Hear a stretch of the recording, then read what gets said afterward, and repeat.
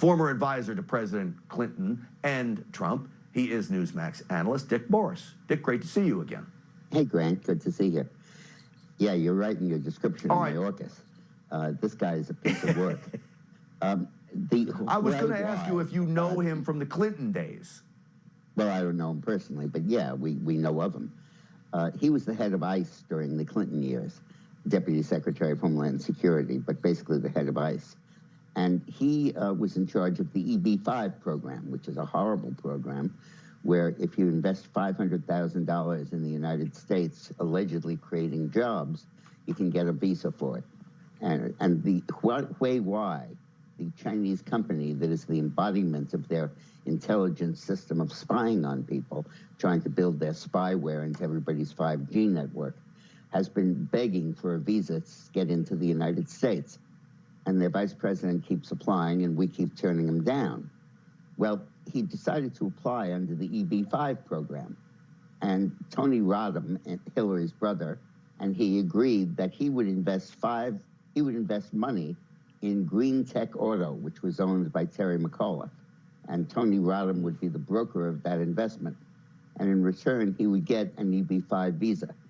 And when the lower-level people at Homeland Security turned him down, and then they lost on appeal, the vice president of Huawei and Tony Rodham went to Mayorkas, who went back to his people and said, hey, re-examine this. I don't think you should turn it down.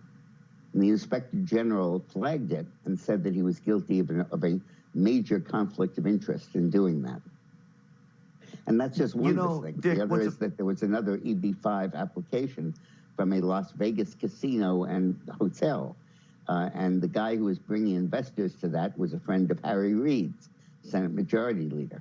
And not only did Mayorkas intervene, he instructed his staff to be in touch with Reid's staff every week to keep them apprised of the progress in getting this visa done.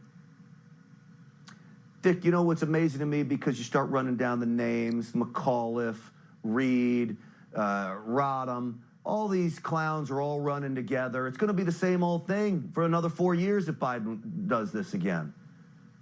Well, I think essentially what he's done is to bring out the B team. In other words, the A team served in the Obama administration. And now everybody's number 2 is number 1, the number 3 is number 2, the number 4 is number 3. Everybody moves up one notch. It's like musical chairs. And I think that's preferable to a bunch of crazy leftists. But he leaves himself wide open to corruption. And by the way, you mentioned the keyword John Kerry. You know what John Kerry's stepson did? He partnered with Hunter Biden in all of those deals in China.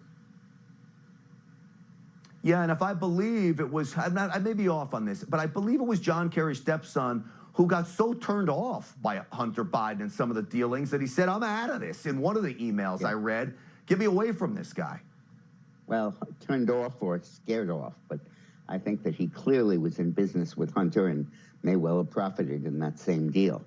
I mean, between putting Kerry where they're putting him and putting this guy in, it's a signal to Wei saying, spy away. Yeah, unbelievable. Real quick, Dick, your advice to the president as we go through this. I really only have about 30, 45 seconds left, but what do you say to the president right now, what he's going through, your advice? Do not concede.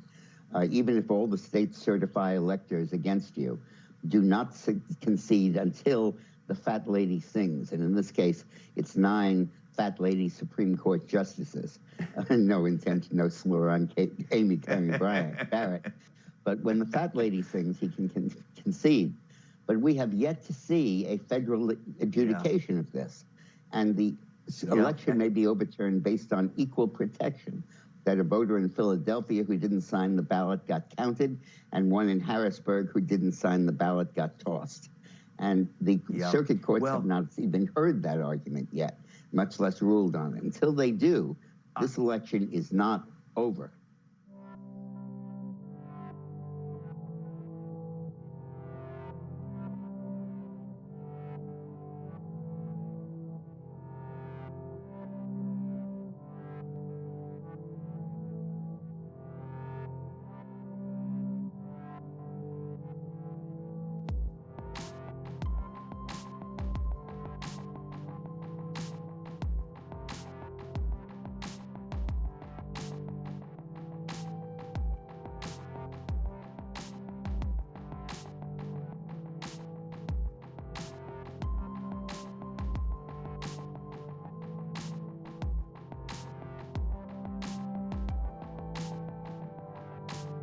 with occasional bouts of xenophobia, of not wanting immigrants.